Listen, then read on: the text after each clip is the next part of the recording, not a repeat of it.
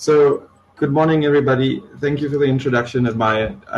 As Admire mentioned, I'm a national manager at the Department of Health, and we support a program called CcmdD, or Central Chronic Medicine Dispensing and Distribution.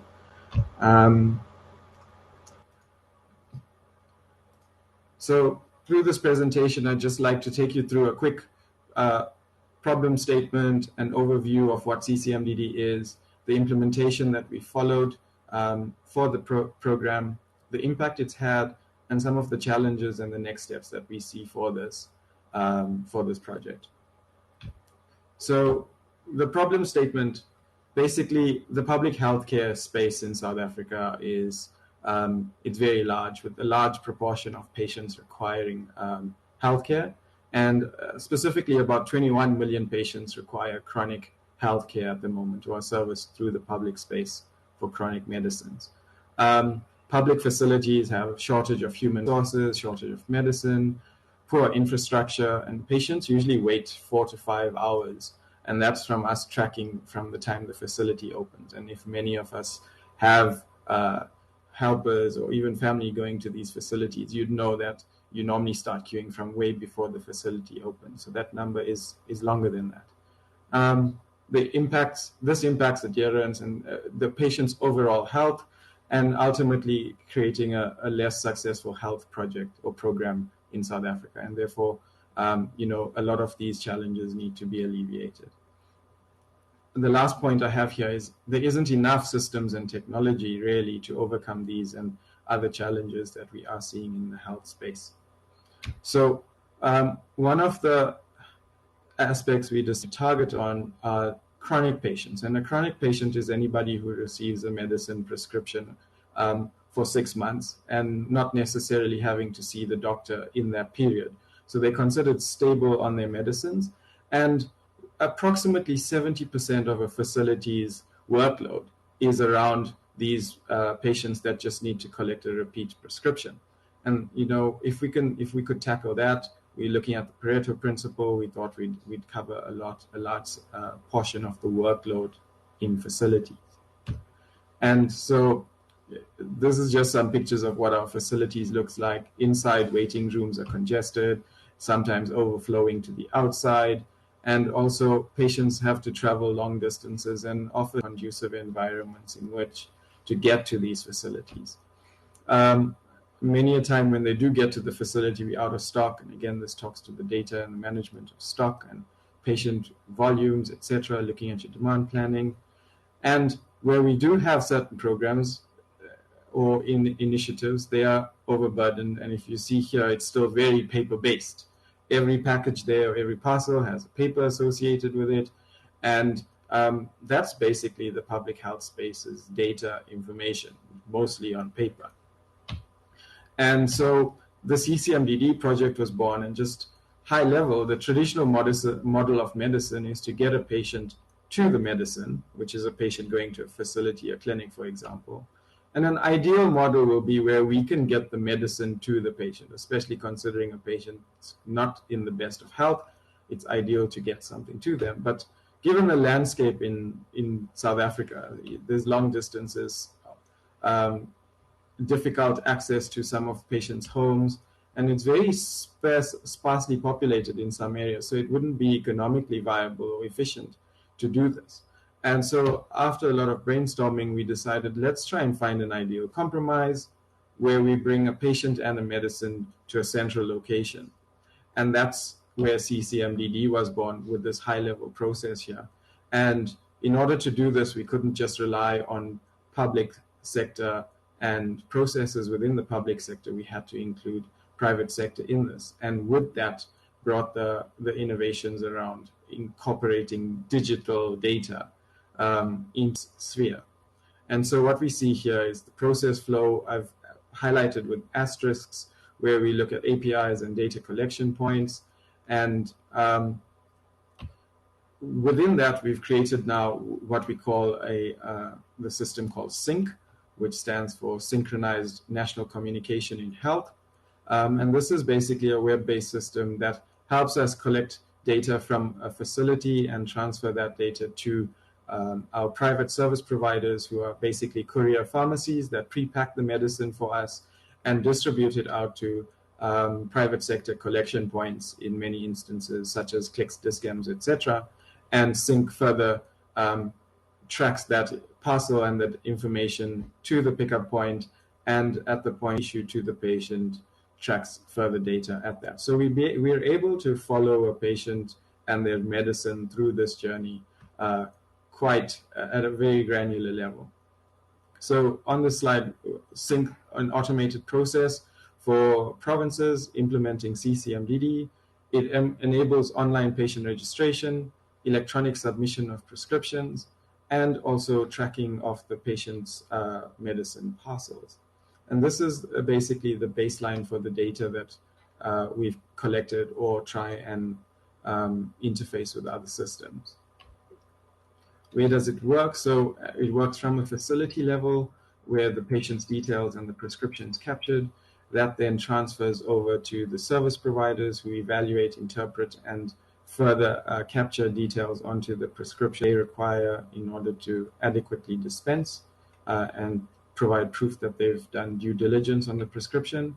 That goes into the production and packaging of the medicines, barcoding and labeling the parcels, and delivering it to a pickup point. That pickup point should receive the parcel within 3 days of the patient's collection, and then tracking whether the patient's collected or not, and if not collected, having built-in reminder communications in place, and also then an automated non-collect and upliftment and return logistics process. So you can imagine that there's quite a large amount of data collected for these patients. And just to say, the program perspective, the program's now reached 4.7 million patients on its books. And of those 4.7 million patients, we see that they come from 3,500 public health facilities distributed across 8 of the provinces, with the exclusion of Western Cape, who do not participate in this program. And in terms of the electronic system, we see that there's about 2.5 million patients that are managed through that electronic system at the moment. And that number's grown substantially. In the last year alone, it's grown by almost 1 million patients.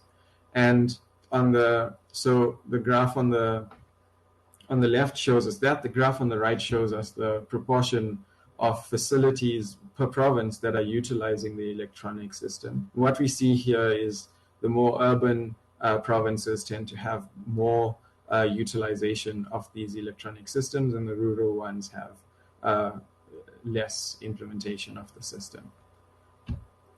In terms of its impact, it's allowed us to reduce patient waiting times from 4 hours to less than 10 minutes. In fact, here's a graph here where we recently surveyed patients. 843 patients were interviewed, and 78% of our patients wait 1 to 5 minutes, with a further 16% waiting 5 to 10 minutes. So that's almost 94% of our patients waiting less than 10 minutes to collect medicines.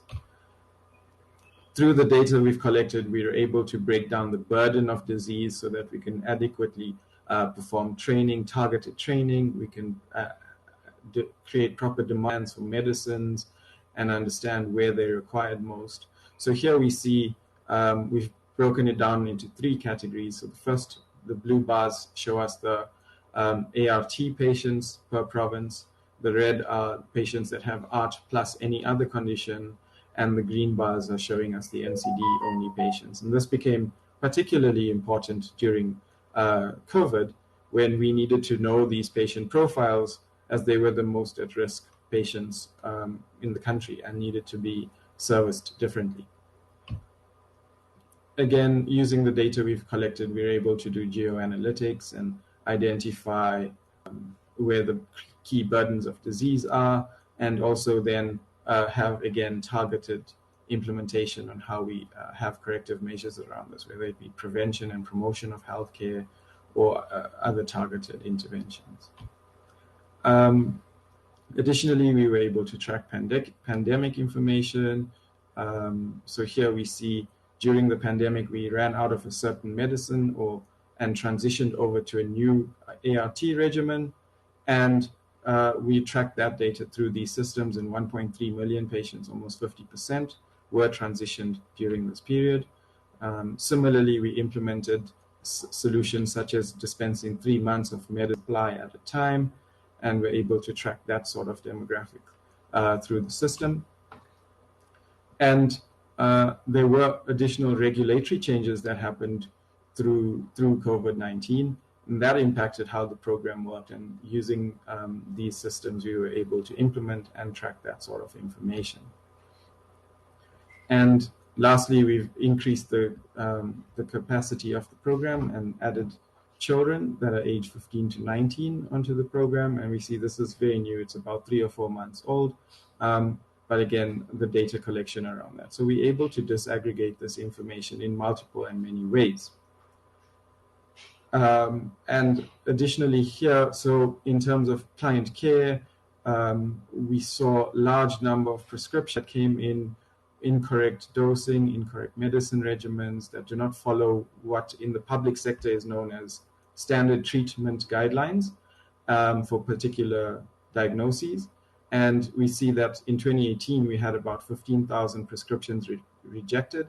And we can track that right down to a prescriber that is creating these challenges. And through targeted interventions, again, we were able to bring this down to about 1,500 patients in September 2021. So about 10% of the initial rejections that we had seen. This is an example of what prescriptions look like in the public space, almost illegible, well, illegible to most extent. And then there's a few errors on some of these that you wouldn't really identify through an electronic system. So this is the type of data that we used to have within public health, and it's grown in leaps and bounds in terms of what it can be. So in terms of challenges and next steps, I'm sure many of you know working with government can have its challenges. The biggest one that we had when implementing this was the capital cost of the infrastructure. We've only covered about 2/3 of the country so far. We still have an additional 1,200 facilities to cover with the tool. And the biggest stumbling block to rolling out the system is the hardware itself. The other is internet connectivity. With the public health space, you can't really choose where you do business. You have to make sure you have appropriate coverage. And that includes places that are really rural with very little or limited internet coverage. And at the best of times, no internet. Load shedding thrown in on top of that really causes huge amounts of challenges with an electronic system. And you can imagine, especially in clinic level, the generators are used for keeping some of the main health infrastructure up, and not necessarily data management systems and things like that, which are considered secondary. The third issue was getting buy-in. We have an aged population of nurses that are operating in facilities, and that has its set of challenges. Each province is autonomous, as I call it, out in the complex landscape there. And so we had to go and basically sell in the solution, even though it was a Department of Health solution, to each and every province, and then to districts and facilities as well. There is, so sustainability in a public space, you work on a tender system, you go out on tender, the winning bidder gets to continue this process. And so every 3 years or so, we have to rotate out and perform a new tender. And there is potential that we get new service providers in each time to support the process and continue the development, and getting up to speed with the progress so far, getting an understanding of the source code, etc., can be a challenge. In terms of the complex landscape, it's a public-private partnerships that we have to look into, multiple partnerships, each with their own set of priorities, and trying to manage expectations around all of those. Within the department itself, there's various silos and departmental electronic systems. So each department are creating their own systems. There's no one unified system in place. And so data is very, very sporadic and scattered. Provincial autonomy, so each province is allowed to do as they please and not necessarily follow the national guidance. And that's all that National Department of Health can do, is provide guidance, and it's up to the provinces whether they buy in or not. There's also duplicative systems. You can imagine with the autonomy, you'd have KZN developing a system and Eastern Cape developing a very similar system that don't talk to each other and have certain nuances to them as well. So the provincial autonomy does become a huge challenge, as well as the duplicative systems in that. And the last one is the POPI Act, which has prevented us from really diving deep into some of the data and running deep analytics on this without getting proper authorization. And having to do that across multiple systems does become a challenge, especially with this landscape where I mentioned that each department creates its own system. You now have to get authorization and access to link data from all the systems together. And having no unique identifier really at the moment that's fully implemented makes this process even more difficult in terms of aggregating data. We've tried our hand at advanced analytics. We've drawn out use cases. We had 10 that we initially drew out based on the 10 highest priority burdens within the department. And what you see here is a result of that. And we looked at two particular cases or ways of assessing the use cases. We looked at the feasibility aspect of the use case, which included everything from change management, the data conditions and whether we were allowed access and at what level of access, and how much of data actually existed electronically, the data science that was required to perform the analytics, and whether that technology or IT infrastructure existed locally. And we also looked at the impact. So what were the clinical outcomes, or how many patients would be served by the solution or could be better cared for by the use case or solution we propose, as well as the cost of the use case to implement it. And what we see here is we've had lots of use cases that fell outside what we'd consider the spotlight quadrant. Many use cases had high impact and the implementation wasn't really feasible. Most were in the deprioritized quadrant, which is low impact, low feasibility. And there were some that were feasible but had very minimal impact to them. So even with the one that we did try and spotlight, it was half in and half out. And so we're still trying to consider whether we dig deeper into that. But, you know, the biggest point here, I guess, is that the department systems and data isn't really mature enough at this moment to do any form of advanced analytics. We don't have the data sets to be able to create the learning platforms before we start utilizing the platform itself. And also to make sure that those learning platforms are able to impact the patient or the NDOH priorities that we are looking at. One piece that I didn't mention under feasibility here was once we've created some sort of analytics and having created a learned model, etc., how would we then implement that in the best possible way that it impacts the patients that it's targeting directly?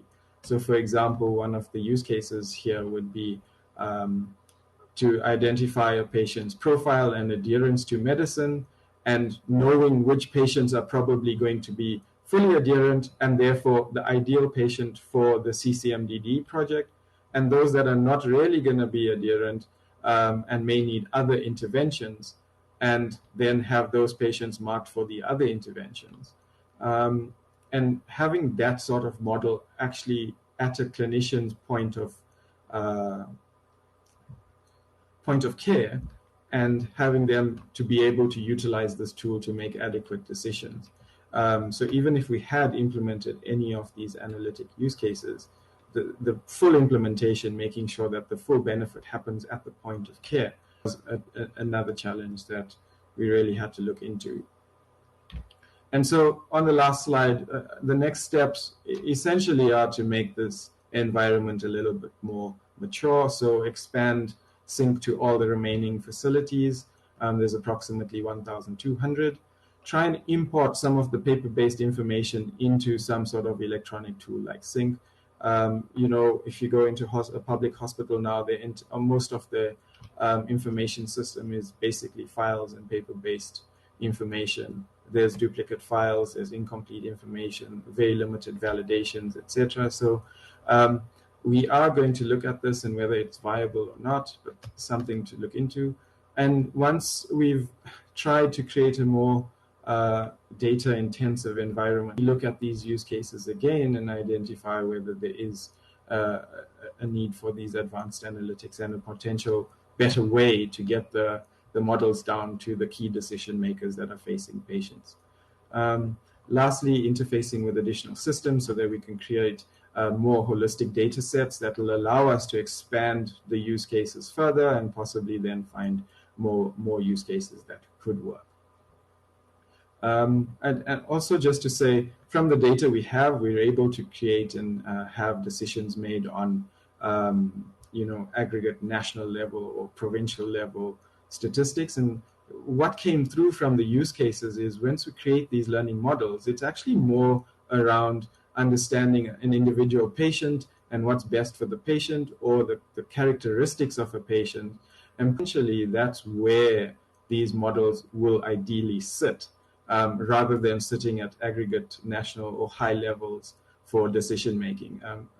There's enough data around that right now for those to be informed well enough.